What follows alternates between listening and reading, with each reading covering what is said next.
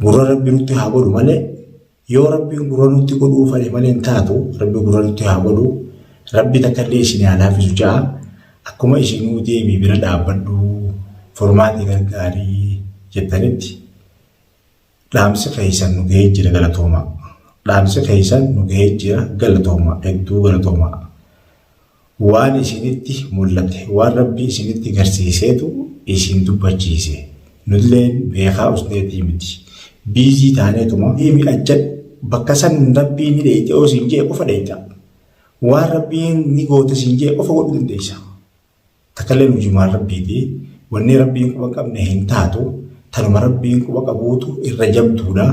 Assalaamu alaykum warahmatullahi ta'ala wabarakatuh. Daawwattootaa fi hawwattoota keenya alhamdulillah rabbiin takkallee nuuf isaa laafisu inshaallahu ta'ala nama hundaafuu rabbi haa laafisu biiznillahi ta'ala. Dubbiin rabbiin gartee gaa uuma hundaa'u rabbiin khayrii rabbiin nuuf haa godhu. Dubbiin gartee qilleensi haalli ammaan tana haalli amma keessa jiru kun iddoo ulfaataa deemaa jira. Inshaallahu ta'ala rabbiin nuufillee haa laafisu. Furmaateen amma wanni isin keessa jirtu haalli siidaa ulfaataadhaa ijoollee gartee nama naannoo san jiru tokkollee gaafanne hedduu yaadni siidaa nama dhibee jira nuus dhibee jira nama hundallee dhibeeti namuutu waan godhuu danda'u takka tanam isin hin qabu namuutu waan danda'u godhuu danda'u hunda godhee jira hanqa danda'utti yaalis godhanii hanqa danda'anitti namuutu gargaarsaas ta'e bira dhaabbachuus ta'e namoota hanqa danda'utti yaalii hanqa dandeetii taayitaa namaatti namni waan hambise hin qabu rabbi takkallee nuuf haa laafisu inshaallahu ta'ala.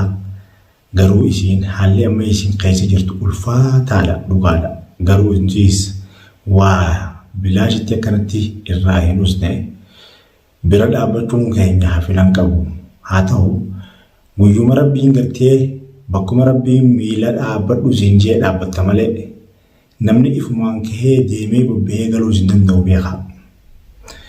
Guyyaa rabbiin gartee nu laafisee achi isii bira nu dhaabbachiisee gargaarsa isiidhaaf nuuf laafisee isiidhaaf gargaarsa tahaa jee rabbiin achi nu geesse furmaata isiidhaa rabbii wajjiin laachuufiif teenya laaluufiif teenya. Furmaata rabbii isiniif haa fidu ja'a du'aa nuuf godha.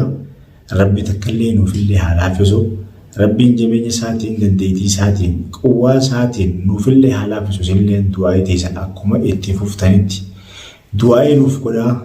Du'aa wal faanatti akkuma isin deemii furmaatee bira dhaqee attanitti komantii yala keessanitti deebisaa teessan isiniif deebisuuf dirqama.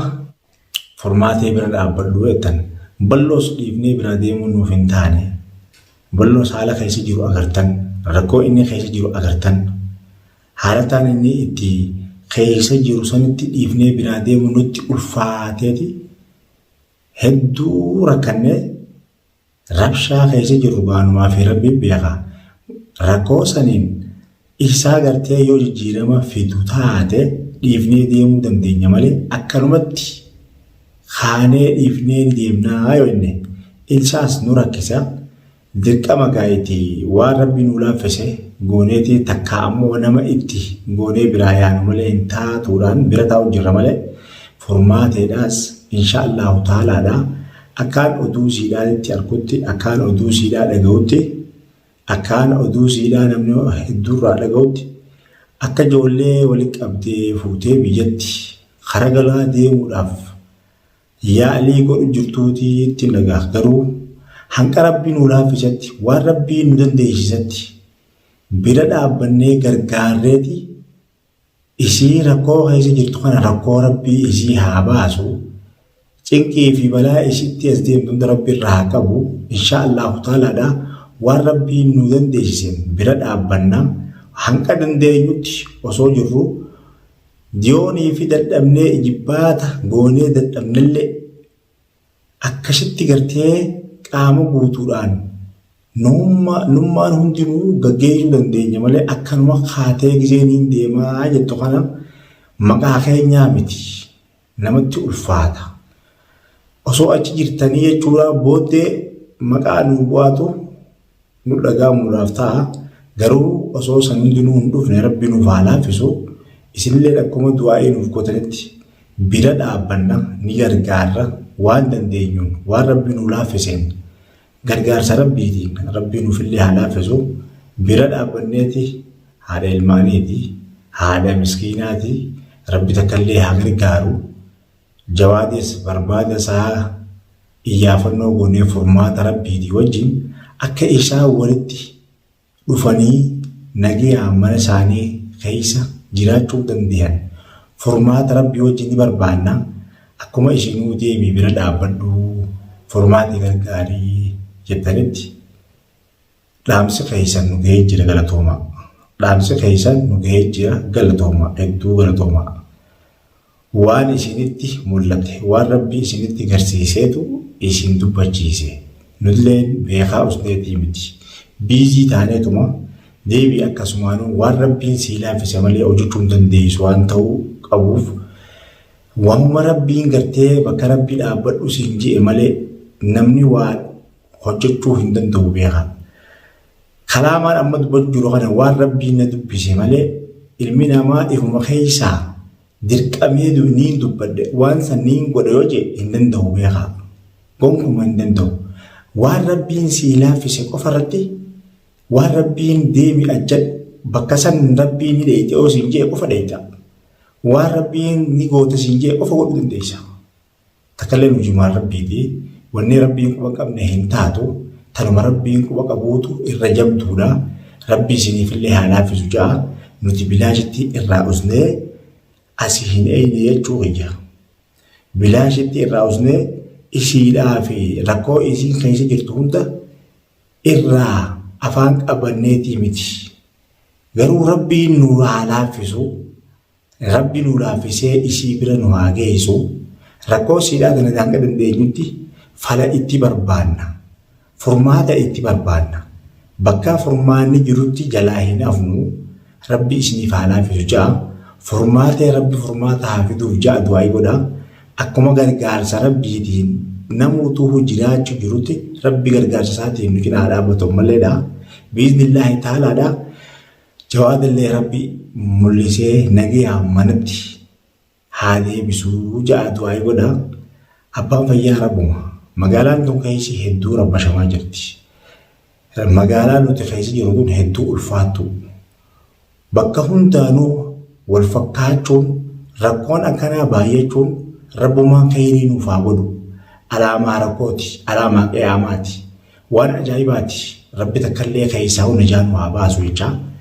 Furmaateedhaaf rabbi furmaata haa fiduu akkuma isinuu jettanitti nutiis dhaamsa keessan ergannoo teessan yaamicha keessan owwaannee jirra. Rabbi nuuf haa laaffisu. Ammallee rabbi isin haa laaffisu ja'a.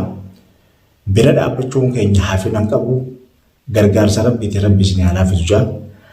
Amma inshaallahu ta'aalaadha yoo rabbiin taate guyyaa rabbi nuu laaffise bira numa dhaabbanna. Osoo nuti as jirru akka isiin rakkoo hammanan jaamne kanaan namni natti useetiin baqadhee jettee maqaan nuun buune rabbi nu haa sattaru akka maqaan nuun balle akka maqaan nuun banne akka maqaan geenye gartee rabbiin gartee gurra rabbi nutti haa godhu malee yoo rabbiin gurra nutti godhuu fale malee hin taatu rabbi gurra nutti haa godhu. Rabbi takkallee isin haa laaffisu ja'a. Nutis hanga dandeenyutti barjarrisan falmatanii hanga danda'anitti yaalii godhanii dadhabaniitu irra bu'aa qaba. Irra gurraalleedha. Irrallee seenaasi. Garuu haala itti keessa jiru kanatti haala isiin keessa jirtu kanatti haatee biyya tana keessaa baqachuun maqaa keenyaa miti. Sheenaadha taate nuti illee sila hanga dandeenyutti dandeettii rabbi nu laaffiseen waan rabbiin godhaa jeen waan rabbiin nu beeksiseen hanga dandeenyuun bira dhaabbachuu qabnaa jennee silaahii eega dubbiin kurte haasa'uurra bu'aa waan hin qabneef jecha ammuma rabbi nuuf haa laaffisu. Ammumatti yeroosiiti. Yeroo amma keessa jiru kana keessatti rabbi isin haa laaffisu ja'a. Akka rabbiin nu laaffisee isii gargaaruu dandeenyu akka rabbiin nu laaffisee bira dhaabbachuu dandeenyutti du'aa'iidhaan nu faana bu'aa. akkuma gartee isinuu deemii bira dhaabbadhu jettanitti isii miti ka isii fakkaatu hundaa'u rabbi nuuf haa laaffisu. Rabbiin gartee waan dandeenyuun wal bira dhaabbachuun dirqama keenya, waan dandeenyuun beekumsa qabaannus dandeettiidhaanis taatu. Wahuma rabbiin si laaffiseen nama bira dhaabbachuun gargaarsa namaa ta'uun rabbiin gartee taate quban qabne siif bakka buusuu danda'a. Balaa sitti as deemtu sirraa deebisuu danda'a. Shayxaana qalbii teetii fi waswaasu shayxaanii jireenya kee keessa jidduu fi gullee rabbiin sababa sii godhee sirraatiin ibsuu danda'a. Akka hunda qaba rabbiin waan fedhe hunda qaba. Akkaataan hundinuu dalaguma rabbiiti. Hujuma Haaliqaati waan ta'eef rabbi takkallee isinii haa laaffisu ja'a. Rabbi fayyaa nutti ta'ee bakka jirutti nagayaan bobbaasee nuuf haa galchu. Isinillee hanqa nuti itti dheenutti rabbi isii haa tiisu. Inshaallahu ta'aalaadha waan dandeettii rabbi nuu laaffisan beekumsaanis hojiinis yaadaanillee rabbiin nuuf haa laaffisu. Bira geenyee isii gargaaruuf teenya hanqa isii gartee bira geenyutti rabbi isinii haa laaffisu ja'a. Du'aa uumanuuf godhaa bi'iznillaahi ta'aalaa jawaadeellee rabbi manatti haa deebisu. Isinillee akka ishee rabbashamne balaa ishee rabbashtu rabbi irraa haa qabu. Isinillee gartee akkuma deemii furmaatee bira dhaabbadhu. Furmaatee bira dhaqee furmaatee gargaarii jettanitti dhaamsa nuuf godhu komantii nu barreessitanii dhaamsa nuuf godhanitti inshaallahu ta'aalaadha. Bi'iznillaahi ta'aalaa rabbiin nu laaffisee isii bira nu haa geessu. Wassalamu alaikum warahmatullahi ta'ala wabarakatuh.